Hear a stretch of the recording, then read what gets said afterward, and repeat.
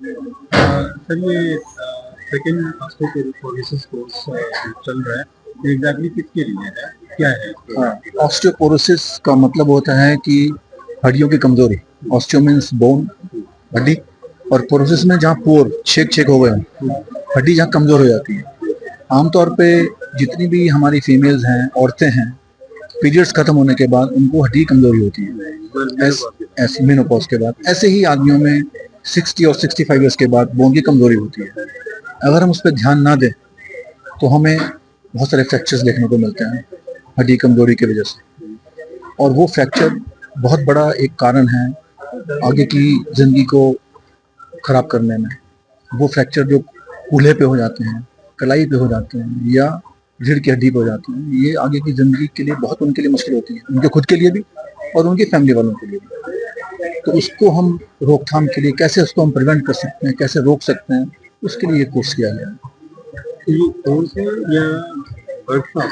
ये अभी अगर ये कोर्स है ये जैसे जैसे एज बढ़ती जाती है, आजकल मेडिकल ट्रीटमेंट एडवांस होने की वजह से लॉन्जिविटी बढ़ गई है। मीन सर्वाइवल 85-89 तक तो हड्डियां कमजोर होती हैं। हड्डियां कमजोर होने की वजह से फ्रैक्चर्स के चांसेस बढ़ जाते हैं, और क्योंकि और एसोसिएटेड प्रॉब्लम्स भी हो जाती है। और ये कोर्स जो ऑर्थोपेडिक सर्जन्स को एजुकेट करने के लिए है, उनसे समझने के लिए है, उनको बताने के लिए कि हमें कैसे इसको प्रिवेंट करना है। सिर्फ दवाई नहीं, और बहुत सारी चीज़ें हैं। जैसे ओल्ड एज में हम देखते हैं उनको चलने में दिक्कत होती है, गिर जाएंगे। घर में अगर कारपेट है, कोई डोर मैट पड़ा हुआ है, कोई तार पड़ी हुई है, तो ये उसके लिए भी है कि हम कैसे उनको प्रिवेंट करें। फॉल प्रिवेंशन वो बहुत इंपॉर्टेंट है। तो ये पूरा कोर्स इसीलिए बनाया गया है कि ना सिर्फ दवाइयाँ, कैसे हम उनको गिरने से रोक सकते हैं, कैसे वो ऑर्थोपेडिक फ्रैक्चर को हम रोक सकते हैं, उसके लिए पूरा है ये। और कैसे हम अपने सारे कलीग्स जो हैं ऑर्थोपेडिक, उनको हम एजुकेट करें कि वो इन पर खास ध्यान रखें कि वो ना गिरें। अगर फ्रैक्चर हो गया तो फिर दूसरा फ्रैक्चर ना हो, उसके लिए क्या करना चाहिए, ये उसके लिए। दवाइयों के लिहाज से अगर बात करें तो कुछ ऑस्टियोपोरोसिस के इलाज के लिए कुछ नई दवाइयाँ, बहुत अच्छी दवाइयाँ आ गई हैं। पहली बात तो ये कि हम उसको डायग्नोज कर लें, सबसे जरूरी चीज़ है। और डायग्नोज करने के बाद हम उसमें दवाई शुरू कर दें।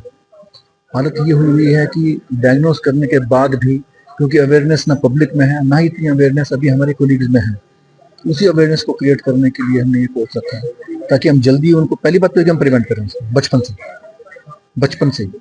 ठीक है, कैसे कर सकते हैं? उनको कैल्शियम, विटामिन और एक्सरसाइज की बात करें। जब वो उस एज में पहुंच गए तो कैसे हम उनको रिस्क, जो जो जो लोग हैं जिनको होने वाली है, उनको हम आइडेंटिफाई कर लें, ताकि उनको हमको दोबारा एजुकेट कर सकें। ऑस्टियोपोरोसिस हो गया है, उनको ट्रीटमेंट है। जिसको एक फ्रैक्चर हो गया है तो दूसरा फ्रैक्चर प्रिवेंट करने के लिए ट्रीटमेंट है। तो ये हम लोगों का क्रम रहता है ट्रीटमेंट करने। तो ये 100% क्यूरेबल हो गया सर अब? ये ऑस्टियोपोरोसिस की शुरुआत, उसका प्रिवेंशन जैसे जैसे बचपन से ही शुरू हो जाता है। चाइल्ड जैसे बच्चों में वहीं शुरू हो जाता है, और उसका हमें आखिर तक ध्यान रखना पड़ता है। इसका ट्रीटमेंट पॉसिबल है, क्योर तो नहीं कह सकते हम कि क्योर पॉसिबल है, बट अगर इसे कंट्रोल में रखा जाए तो इससे होने वाली जो परेशानियां हैं, जो फ्रैक्चर्स हैं, उनसे बचा जा सकता है। और ये जो कोर्स हम कर रहे हैं, ये नेशनल लेवल का कोर्स है। दिल्ली से भी डॉक्टर्स हैं और दिल्ली के बाहर से भी डॉक्टर्स हैं। तो ये नेशनल लेवल का कोर्स है, और इसमें हमारे डॉक्टर राजीव जैन कोर्स को डायरेक्टर हैं।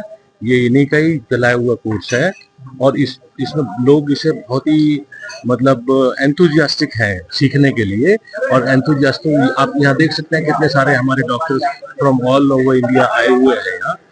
तो इसी पे ही इसका एक प्रयास है इसमें, किस तरीके से हम इस जो होने वाला ऑस्टियोपोरोसिस को एक साइलेंट किलर की तरह से माना जाता है। जैसे जैसे एज बढ़ती जाती है, ये एक ऐसी बीमारी है जो चुपचाप आपके शरीर को खाती रहती है और प्रॉब्लम क्रिएट करती रहती है। तो उसी के लिए ये सारी चीज, और ये कोर्स हमने लास्ट ईयर शुरू किया था और हर साल करेंगे।